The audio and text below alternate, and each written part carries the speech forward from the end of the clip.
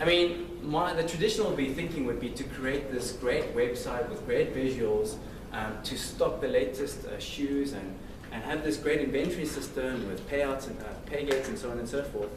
But at the end of the day, all you wanted to know was what? Whether people would buy shoes or not. So what he did was very smart. He went down to the local shoe stores, asked them if he could take pictures of their inventory with the promise of if there were any sales off his website, that he would come back and purchase it from there. So what he did was he took pictures, placed them on the website, and facilitated some sort of purchase process.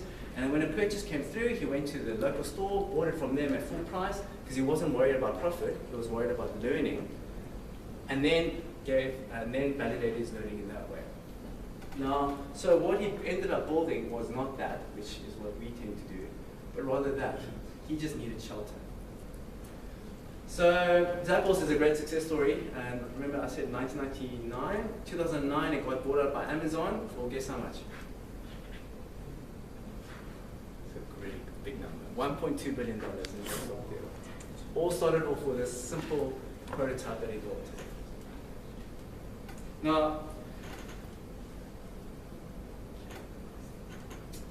so a summary of what this first stage is about. Learn as quickly and as efficiently as possible about the following. And for a second, for those of you who are serious about this entrepreneurship thing, I want you to, excuse me, JD, forget about this competition. Because at the end of the day, if you're serious, then this competition, whether winning it or not, shouldn't stop you. If you really are serious about this entrepreneurship thing, then this is just a way to put it off. If this doesn't work, then there are other ways to put it off. So one of the big disappointments I had last year was when the competition ended, you could actually see who was serious about their idea. The guys who weren't serious took the money and did nothing with it. They spent it on whatever they wanted, no further updates from them. The guys who were serious, they still got involved, and you see some of them involved with the competition today. Yeah, so that's a piece of advice just for the guys who are serious. The rest of you, if this is a competition and you want to win money, go for it. It is a bit of cash to play with. So let's take a break. And the break is for questions and answers up to now. Because the next section is going to be about more about the revenue stuff. This is my first session, so I don't really know what's happened before, whatever. With any details about the idea. Basically, I do have an idea relating to gym equipment, like new design of. Am I right? Is this like for any ideas of any type, or is it more specific to like apps or JD? Yeah, you on the right track. Oh, okay, so this is the competition helps you to either if you just have random ideas, or if you have an Android app idea, or if you want to go and if you don't have an idea but you have a great mind to apply. Yeah. We give you problems okay. from our industry partners and say we want these problems solved. Okay. So you're definitely in the right place. Okay. If you need to design your gym equipment, we've got a 3D printer to help you with. Could be great. Yeah? Let's take your idea a bit further. What's your background?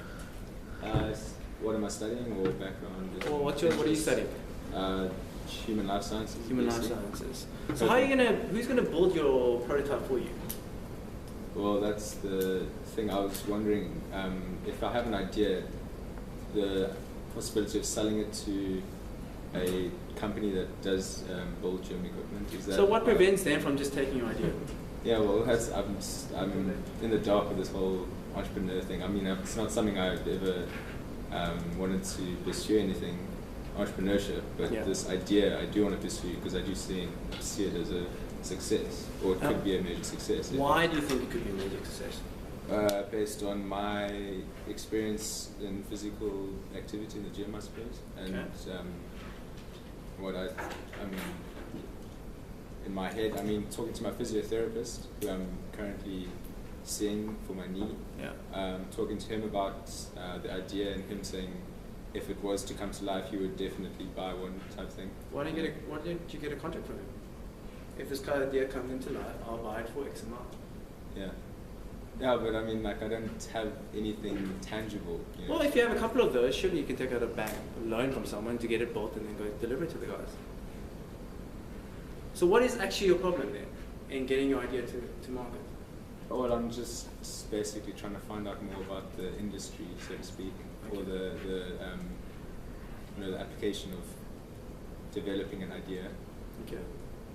How to go about doing it, because I mean, it's all new to me, you know. It's Okay. just, No, I'm just asking questions. Yeah, no, I mean, that could be one way of funding the whole thing. But it would be really difficult to just sell an idea, that I can tell you now. yeah. But yeah, JD would know more about it. They've got an IP lawyer sitting in their offices every weekend, once a week. Yeah. So they'll be able to help you with that. We've been down the road before with another idea of ours, a product called a company called I1. It was a unique advertising platform made just for online retailers. The problem with online retailers is that if you go on there, there's very little advertising. Advertising is a fairly new thing for the big guys, because if you use Google AdWords or anything similar, you click on it and you go out the store, which is exactly the opposite of what they want you to do. They want you to stay on and purchase. And so we figured out a way that would make sense for both the retailer, online retailer, for the advertisers, and for the customer. We went through the whole patenting process. Oh, it's expensive and it's long. And then you only find out later on that it's worth nothing. So you would suggest building a prototype? That would mean, for me, that you get validation from the market that it's actually worthwhile protecting. Because protecting your IP is expensive, it's not cheap. Yeah. I mean, we paid 15 for just the registration, then for the filing was around 30, and then once you go international, it's like 30 per country, oh my goodness, and then renewal costs on top of that. And to be honest, even if you get those things, can you defend it? If Microsoft, that's in my case, if Virgin Active come after you, how much money do you have to protect yourself? Then why go through the whole process in the first place? So that's the process you take if you've got the idea on paper, you take that route. But it has to be very specific. It can't just be, it must do this, this, and this. Like if you go through the process, you realize it's quite in-depth. Yeah, that's through what you just talked about now. But if I do build a prototype, what would the process be from that? I really don't know. You'll have to chat to Jenny. Sorry, yourself? Maybe just add like one way to go about it. What we did, for instance, is we drafted our whole feasibility analysis, did our market research, and then took our idea and went to Adams and Adams, because you go to patent lawyers. And through them, they then checked out to see, now, does this thing exist somewhere? It does, it exists in France, okay. But they couldn't patent it either, because it's an app, which you can't, complicated. Through them, they then drafted a non-disclosure agreement for us. Okay, so that's like 15, 20 pages. So when we do then approach people to sell our idea, we make it known to them that we'll only pitch our idea to them if they're willing to sign the NDA. Okay. So like that is something we've like learned and like approached GCT already like with it. Yeah. So like I'm just saying it is, and like funny enough, like big lawyers out there aren't actually that hesitant to deal with students. I mean, they was just, especially the guy we dealt with, he's what, 30, has just been a student and is more than willing to sit down with you, and it's a good learning experience. Did you pay for it? No, he did a pro bono for us. I mean, we sat with him twice. He then sent us the NDA, and that's a 15, 20 page document. We should have paid a good couple thousand rands for it. Yeah. Paid nothing. We got a top patent for it. So I think that's a great example of understanding that actually your first problem isn't money. Most cases it's not money. It's if you ask the right people, you knock on the right doors, you get You tell them things. it's a competition run by Stellenbosch University. You have like a legitimate. Yeah, but just to add on that, we have patent attorneys that come every Wednesday for the whole day. You just have to book a slot for them. So we pay them for you, just because you're a student, and you come and test your ideas and see if there is prior art, which is stuff out there that will nullify your patent. We go through that whole process. So we do that pro bono every week. So you just it's available. You just need to come. Cool. One thing about NDAs, before we carry on, there are two schools of thought around this, and they're very far from each other. So one school is kind of like what she's thinking. If you have this great idea, it's really it's fleshed out, it's viable, then you try and protect it as best as you can. But then the other school of thought is completely against it. And if you look at Cape Town versus Stellenbosch, I think Stellenbosch is still the NDA. Cape Town is wanting to sign an NDA, I don't speak to you. And you'll find that a lot. A lot of the guys will do that to you, especially if it's your first pitch, especially if you're just coming with an idea. These guys hear ideas every single day. They read up on ideas every single day. The amount of ideas that they go through, ideas are a dime a dozen. And I hate to break it to you, I only found out this out after 3 years of pain and money and all of that.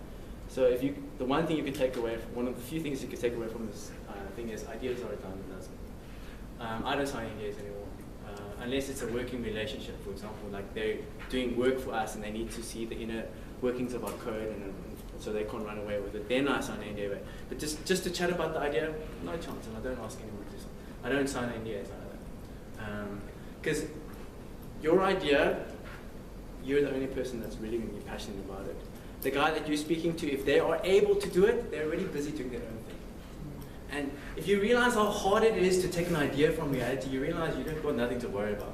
If someone catches on to your idea, you'd be shouting yes, because that's just validated your idea. Okay? And even if you protect your idea, if you get, it's just a kind of a head start. I mean, they're going to catch up to you if it's that good, and they will surpass you. So you had better figure out with your resources whether you want to protect the idea or outrun them. And in my opinion, if given your limited resources, I'd try to outrun them rather than trying to spend all the money on the. You got it for free, so that's fine. But if you've got 10,000 rand to spend, you spend half of it on your NDA, then I'm sorry, but that is a very silly decision. You rather use the free resources you have, get that covered if you feel that you have to get it covered. But I can tell you now, if it's a reputable VC, you ask them to sign an NDA, they will laugh at you. You have been warned. No, just what you're saying with that now, so that's just for if you don't want other people to patent or to take your idea or your product, right? Yeah. That's not if you take someone else's, because you can't just run with yours and then you have 2 months down the line, you've got a China company that's suing you for billions of dollars because you have the idea. Well, actually, I've never had to think about it that way. But I mean, there are many companies that, there's one, you guys know of Rocket Labs? They run Zando down here in South Africa. That's a fashion retailer. They specialize in copycat. That's all they do. They look at successful businesses, mostly in the e-commerce domain, and they figure out how they can get up and running as quickly as possible. Some of the times they literally copy-paste. A great example at the beginning was Pinterest. You guys all know Pinterest? They copied it and created PinSpy. Go look at the logos, go look at the layout. Oh my goodness, they just literally copy and pasted with a couple of changes of it in terms of text. Instead of everything, they would say all, and so on and so forth. It was just, and there's nothing you can do about it. There's nothing you can do about it. You can end up in court and spend billions of dollars, just as Samsung and Apple did. We can't do that, let's be honest. If someone takes your idea, you've got to wake up the next day and decide to do something else.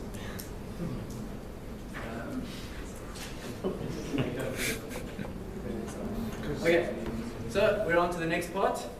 I did say this was going to be very informal.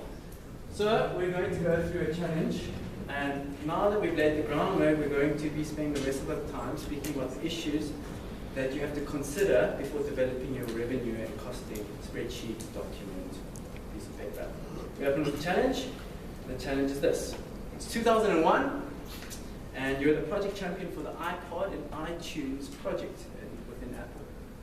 I think 2001 is the right year. You have to present to the board the financial viability of the new product range in order to convince them of its potential success.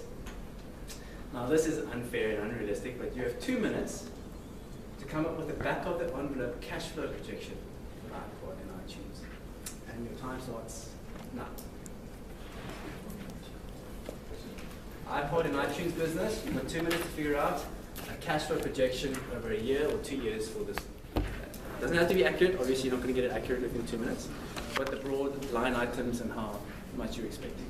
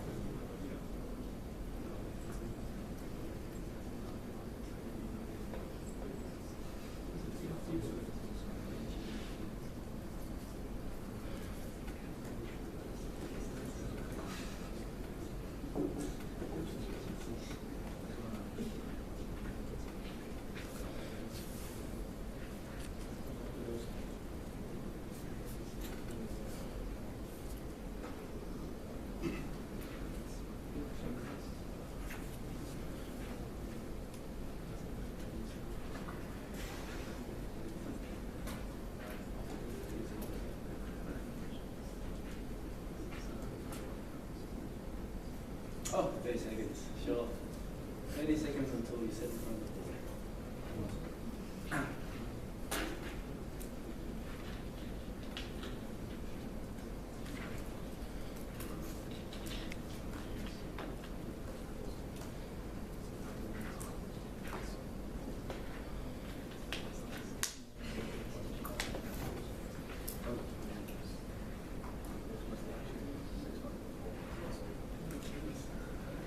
Well, time's up. I must apologize for the ridiculousness of that challenge. I doubt any executive could get that right, so it was a bit too much for me to ask it from you. But what was the point of that exercise? What do you think the point of that exercise was? I mean, this lady remarked, how on earth are we going to do that? I think that's what you said. What's the point of that challenge? Anyone can make it. Right, that's the one thing. Anything else? Can you think, okay, so that's one of the secondary and tertiary points. How crazy valuations can be. Okay, I think it's linked to that one. Anyone can make up numbers. The other thing that I wanted you to realize, the only way you're going to make sensible numbers is if you actually understand the business. Only way you're going to get to the raw numbers or the real numbers is if you understand the business. So the putting in of numbers should take you a minute or two, given at this stage. But in order to get to that stage, you need to understand your business and your assumptions very, very well. So the truth about cash flow models, why do you need cash flow models? Cash flow projections and spreadsheets are not primarily about what you want the business to become, nor are they proof that the business will work. First and foremost, financial modeling is just another way to help you gauge the viability of your idea. And the distinction is important, proof versus viability. A cash flow model should show you how your business works financially and how the business could work, but it can never prove that it will. So a lot of the guys defend their spreadsheets as if this was the truth, this was what they stand on, and this is exactly what's going to happen. That's rubbish. It is a tool that is extremely useful if used correctly, but if used incorrectly, this is what happens. Guys will do it rubbish in, rubbish out. And the reason why the second power is greater is because, unfortunately, once you have a model in front of you, you become very confident of the numbers that they're shooting out. The only problem is if you fed rubbish, you're basically making decisions on rubbish. So the rubbishness has been increased, and you're making decisions on that. It should be or do the following. So first and foremost, it should be a reflection of your business. For that to be possible, you need to know your business very well. What drives your expenses? How do you generate revenue? How much revenue are you going to generate? Secondly, it should be a sanity check on your assumptions. I like building my models with most of the important assumptions clumped into one area, so I can quickly see, or when someone asks me what is the root of the results that you're getting, they can quickly see what assumptions I'm making. It forces you to put on paper what you're assuming about your business. Thirdly, it's to highlight risks, unexpected risks. So unexpected and ridiculous results that come from putting all the components together. Humans are notoriously bad at visualizing non-linear effects. So as an example, just a quick example here, you've got an interest rate of 15%, simple interest. Those are you who know what simple interest is. It makes sense. But 10 years or 15% interest, not compounded, how much interest do you earn? It's fairly simple. Sorry, I phrased the question incorrectly. So, simple interest is basically the interest doesn't earn interest. It's just 15% a year you're earning. So how much interest do you earn?